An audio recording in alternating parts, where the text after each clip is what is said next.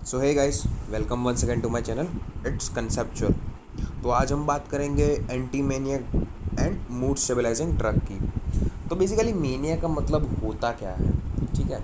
तो जो जिसका मूड हमेशा एलिवेटेड हो, या फिर वो हर बार गुस्से में बात करता हो, या फिर मतलब कुछ लोगों को आपने देखा होगा कि बहुत जल्दी गुस्सा हो जाता है एंड फिर वो किसी से मतलब क्या बोलता है, हर बात में अपना क्या बोलता है ज़्यादा एग्रेसिवनेस दिखाता है, या फिर इरिटेट हो जाता है छोटी छोटी बातों में। तो देर आर कॉल्ड एज मेनियक्स, ठीक है। तो आजू बाजू आपके जो लोग कुछ होंगे तो आप ऑब्जर्व करिए, ठीक है। सो पहले तो हम डिफरेंस देख लेते कि नॉर्मल मतलब पहले तो मतलब मेनिया में क्या होता है, कि मेनिया एंड डिप्रेशन में क्या डिफरेंस होता है, ठीक है। तो mania it is onset before age of 30, ठीक है। मूड क्या ऐसा रहता है, elevated, expensive and irritable. Speech क्या होती है, मतलब हर बार हमेशा लाउड एंड रैपिड नॉइज रहती है। फिर पनिंग होती है, rhyming and changing and vulgar, मतलब स्पीच का कोई ढंग नहीं होगा, वो ज़ोर ज़ोर से बोलेगा, या फिर वल्गर बातें करेगा, या फिर एब्यूजिव वर्ड्स यूज़ करेगा, ओके। फिर वेट लॉस होंगे, फिर उसको डेल्यूजन्स आएंगे, फिर डिस्ट्रैक्टेड फील करेगा, हाइपर एक्टिव होगा। फिर डिक्रीज, उसको लगेगा कि मुझे नींद नहीं आ रही, ठीक है। फिर अलग अलग आइडियाज़ आएंगे, फ्लाइट ऑफ आइडियाज़ जो बोलता है, and begin suddenly escalates over, मतलब वो अपने आप ही एक्साइटेड हो जाता है, ठीक है, फॉर ओवर सेवरल डेज, ठीक है।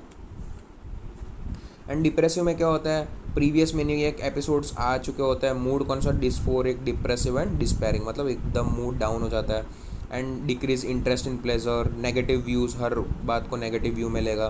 फटीग, थकान हो जाएगी। लॉस ऑफ एपेटाइट, कॉन्स्टिपेशन होगा। Insomnia, decrease in libido, suicidal preoccupation, suicidal thoughts आएगी। मे बी एजिटेटेड और हैव मूवमेंट मूवमेंट अल्टरनेशन, ठीक है, रिटार्डेशन, सॉरी। फिर नेक्स्ट पे आता है that is drugs used in mania, that are the mood stabilisers. तो कौन कौन से, that is lithium carbonate. And alternative drugs कौन कौन से, दैट इज लिथियम कार्बोनेट तो मेन है, and alternative drugs are carbamazepine, sodium valproate, lamotrigine, topiramate, atypical antipsychotics such as olanzapine and risperidone. और एटिपिकल एंटीसाइकोटिक्स हम पिछले क्लास में पढ़ चुके हैं। एंड सोडियम वेलप्रोएट एंड लेमिट्रागिन हम कहाँ पढ़े थे, दैट इज एंटी पार्किंसनिज्म में, ओके। एंड कार्बामाजेपिन भी हम उधर पे ही पढ़े थे। वो ये सब क्या थे, lamotrigine, sodium valproate and carbamazepine, that is carbamazepine तो सोडियम चैनल ब्लॉक कर रहा था, एंड जो सोडियम वेलप्रोएट एंड लेमोट्रिगिन, अब सोडियम वेलप्रोएट दोनों को ब्लॉक कर रहा था, calcium as well as sodium channel को, ठीक है, याद आ रहा है। And lamotrigine was increasing the glutamate inhibition, ठीक है। अब बात करते हैं दैट इज लिथियम कार्बोनेट की, ओके। तो लिथियम कार्बोनेट ये अलग से क्वेश्चन पूछा जाता है, ठीक है, तो आप इसको ध्यान से पढ़ेंगे। That is it is antimanic and mood stabilising drug. Initially no psychotropic effect in normal individuals और maniac depressive patient. Prolong administration acts as mood stabiliser, मतलब प्रोलॉन्ग एडमिनिस्ट्रेशन जब देंगे तब वो मूड स्टेबलाइज करेगा, मतलब लॉन्ग यूज़ पे या फिर क्रॉनिक यूज़ पे। Suppresses the episode of attack in 1 to 2 weeks, ठीक है, and normalises the sleep time, okay. अब हम आ जाते हैं that is the mechanism of action of the lithium carbonate. तो पहला mechanism of action that is effect on electrolyte and ion transport. Lithium distributes evenly in extracellular and intracellular fluids, so the affect ionic flux across the membrane. तो मतलब वो extra और intracellular दोनों जगह equally distributed होता है, but in क्या बोलते हैं, सोडियम और पोटेशियम की तरह इरेगुलर डिस्ट्रीब्यूटेड नहीं होता, but cannot be transported via sodium and potassium channels, ठीक है। तो वो डिस्ट्रीब्यूट तो इवनली होता है, बट वो सोडियम एंड पोटेशियम चैनल से ट्रांसपोर्ट नहीं हो सकता। फिर सेकंड मैकेनिज्म ऑफ एक्शन क्या है, that is decrease pre synaptic release of noradrenaline and dopamine, ठीक है। तो नॉरएड्रेनालिन एंड डोपामिन के रिलीज को भी वो इफेक्ट करेगा, ठीक है। तो मतलब डिक्रीज करेगा प्री सिनेप्टिक रिलीज पे, ठीक है। तो डोपामीन एंड एनोरेलिन का सिक्रेशन इनहिबिट किया तो उसकी वजह से मूड स्टेबलाइज होगा। ओके, तो अब third effect is that third जो मैकेनिज्म एक्शन है वो ये थोड़ा सा ध्यान से समझिएगा, that is effect on second messenger. Lithium inhibit several enzymes in the normal recycling of phosphoinositide. This includes IP1 to IP2 and IP2 inositol. This leads to depletion of PIP2, the membrane precursor of IP3 and DAG pathway. Okay, and selectively affect hyperactive neurons. ठीक है, तो देखो इधर पे PIP2 है, उससे PLC बन रहा है।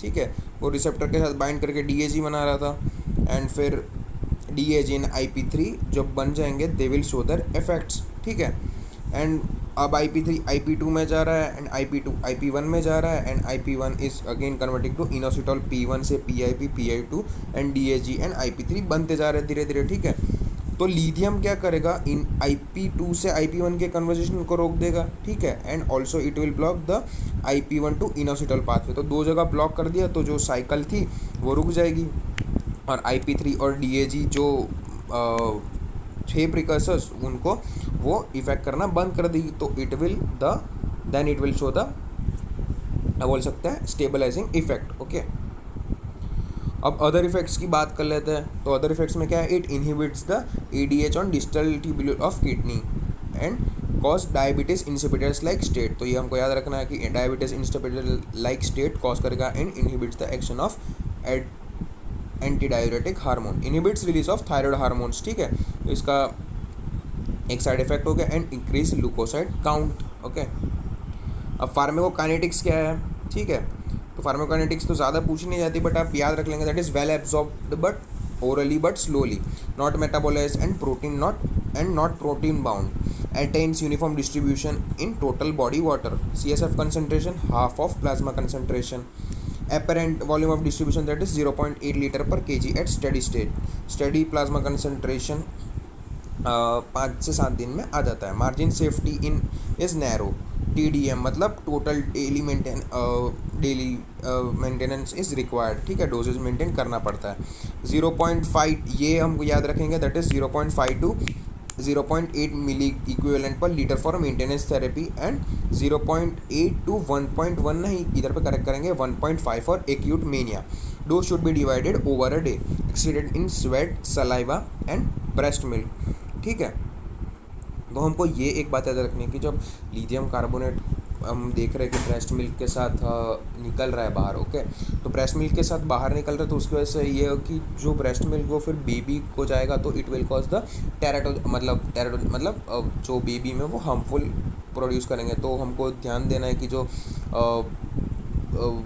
क्या न्यूली बेबी बॉर्न हुआ है और फिर मदर ट्रीटमेंट कर रही है, एंटीमीनियक ड्रग्स लिथियम कार्बोनेट दे रही है, तो हमको ध्यान रखना है कि वो ब्रेस्ट मिल्क फीड ना करे बेबी को। ओके, अब एडवर्स इफेक्ट में देख लेंगे, that is nausea, vomiting and diarrhoea, thirst and polyuria, tremors, CNS toxicity such as giddiness, ataxia, motor incoordination, nystagmus, slurred speech and hyperreflexia. Acute toxicity से क्या होगा, muscle twitching, delirium, convergence and coma. Treatment क्या हो सकता है, that is we can give osmotic diuretics and sodium bicarbonate and haemodialysis भी कर सकता है। लॉन्ग टर्म यूज़ में डायबिटीज इंसिपिडस एंड गॉइटर। तो मैंने आपको अदर इफेक्ट्स में को डायबिटीज इंसिपिडस कॉज कर रहा था, and goitre because of the release inhibition in release of the thyroid hormones. अब कॉन्ट्राइंडिकेशन प्रेगनेंसी, फीटल गॉइटर भी हो सकता है because of less thyroid hormone release and cardiac and other abnormality. Contraindication in six sinus syndrome. अब ये six sinus syndrome होता क्या है, तो it is a group of heart rhythm problems due to the sinus node. ठीक है, तो sinus node में अगर प्रॉब्लम आएगी तो हार्ट रिदम में एबनॉर्मलिटीज आएगी, दैट इज एग्जांपल है साइनस ब्रेडिकार्डिया। ओके, अब हम आ जाते हैं ड्रग इंटरेक्शंस पे। ठीक है, तो diuretics cause lithium retention, tetracycline, antacids, ACE inhibitors, वो सब लिथियम का रिटेंशन करेंगे। Lithium reduce precursor response to noradrenaline, enhance insulin and sulfonylurea that induce hypoglycemia, SCH and pancreatium prolonged paralysis. Okay, neuroleptics potentiate action by lithium. तो ये कुछ ज़्यादा important नहीं था। अब uses that are important, that is acute mania में use होंगे. Effective but not used because is slow and plasma concentration control is difficult. ठीक है, तो हमको वो रेंज याद रखनी है. ठीक है, 0 पॉइंट, मैं फिर से आपको रिपीट कर देता हूँ, दैट इज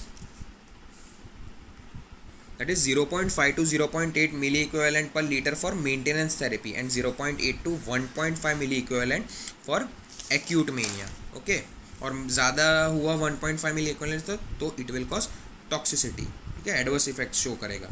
एक्यूट मेनिया में स्लो है and plasma control is difficult. Atypical antipsychotic with benzodiazepines use for control for about lithium for 6 to 12 month. Prophylaxis in bipolar disorder, उसमें भी यूज़ होगा. एक्यूट मेनिया बाइपोलर डिसऑर्डर में use होगा. Recurrent neuropsychiatric disorders, cluster headache and inappropriate ADH secretion syndrome, उसमें भी use होगा. ठीक है, एंड प्रोफाइलेक्सिस बाइपोलर डिसऑर्डर में definite indication lengthens the cycle of maniac depressive episodes. ठीक है, तो मतलब लेंथन साइकिल करेगा जिससे कि कम कम होते चले जाएंगे. ठीक है, एंड अदर एंटीमेनियक ड्रग्स में that is sodium valproate, that is first line treatment for acute mania. तो ये याद रखना है, act faster than lithium. Other use that is not responding to antipsychotic. Rapid cycling pattern होता है. Combination therapy when one is not effective. Okay, carbamazepine prolong remission of bipolar disorder, less effective than other two drugs and poorly it is tolerated. And next is lamotrigine, prophylaxis for depression pole of bipolar disorder, not for mania. Bipolar disorder के लिए prophylaxis है, can combine with lithium. Antipsychotics olanzapine, risperidone, aripiprazole and quetiapine, first drug line of control for acute mania. And the first line of drug है that is also sodium valproate acute mania में. ठीक है, वो भी याद रखना है. Okay, and aripiprazole bipolar disorder में, quetiapine is for bipolar depression. तो फिर से एक बार रिपीट कर देता हूँ, ये तो आपको याद रखना ही है. First line of drug antipsychotics and sodium valproate, and aripiprazole for aripiprazole for bipolar disorder and quetiapine for bipolar depression. ठीक है, लेमोट्रिगिन वो प्रोफाइलेक्सिस में यूज होता है, can combine with lithium. Carbamazepine prolong remission of bipolar disorder में. ठीक है, less effective than other lithium carbonate and sodium valproates. And sodium valproate मैंने आपको बता दिया, it is not responding to antipsychotic and rapid cycling pattern. ठीक है, combination therapy is effective. Okay, lithium carbonate के बारे में हम यूजेस देखेंगे, that is acute mania, bipolar disorder, फिर neuropsychiatric disorder and cluster headache and inappropriate ADH secretion syndrome, उसमें use होगा. अब उसकी ड्रग इंट्रैक्शन तो इतनी इंपॉर्टेंट है नहीं. And side effects, adverse effect, that is nausea, vomiting and contraindication in pregnancy such as fetus, goiter, sick sinus syndrome and acute toxicity, twitching, delirium, convulsions and coma. Okay, अब हमको वो याद रखना है. मेंटेनेंस थेरेपी का dose that is 0.5 to 0.8 and 0.8 to 1.5 for acute mania. Okay, and excreted in sweat saliva breast milk, वो भी हमको याद रखना है. एंड अदर इफेक्ट्स में that is it inhibits the ADH on tubule of kidney and diabetes insipidus like state cause करेगा and inhibits the thyroid hormone and increase the leukocyte count. And हमको ये मैकेनिज्म ऑफ मेन याद रखना है कि IP2 से IP1 के inhibition को कम करेगा एंड IP1 से इनासिटॉल के कन्वर्जन को वो दोनों लिथियम कार्बोनेट रोक देगा. ठीक है, तो उसकी वजह से IP3 एंड DAG नहीं बनेगा एंड इट विल वो नहीं सिक्रेट होगा, तो it will produce some stabilising effect. ठीक है, इनहिबिशन की वजह से. एंड उसका दो that is noradrenaline and dopamine release को भी कम करेगा and effect on electron ion transport because lithium is evenly distributed in inner side और आउटर साइड ऑफ मेम्ब्रेन. ठीक है, एंड जो उसके क्रॉनिक यूज़ या फिर हम ज़्यादा देर तक या फिर कुछ दिनों या कुछ महीने तक लेंगे तब जाके इफ़ेक्ट शो होगा. ठीक है, विद इन 2 to 3 weeks. जल्दी जो होंगे इफ़ेक्ट्स वो शो नहीं होंगे. तो आई होप आपको ये वीडियो समझ में आया होगा. ठीक है, हमको drugs that is lithium carbonate, sodium valproate, other antipsychotic drugs that is olanzapine, clozapine, risperidone वो याद रखना है, lamotrigine, topiramate and carbamazepine and sodium valproate and lithium carbonate तो याद ही रखना है. ओके, सो आई होप आपको ये वीडियो समझ में आया होगा. एंड जो मेन जो डिफरेंस था वो तो मैंने आपको पहले ही बता दिया है. ओके, तो लिथियम कार्बोनेट तो मेन क्वेश्चन है, इससे पूछा जाता है एंटीमेनियक ड्रग से, तो वो आपको याद रखना है. ठीक है, तो आई होप आपको ये वीडियो समझ में आया होगा. एंड मैं टेलीग्राम चैनल मेरी डिस्क्रिप्शन में डाल रहा हूँ, तो उधर पे मैंने ये प्रेजेंटेशन डाल रखा है, तो you can check out and subscribe to that Telegram channel also. So stay calm, stay fit, stay cool and stay healthy. So thank you.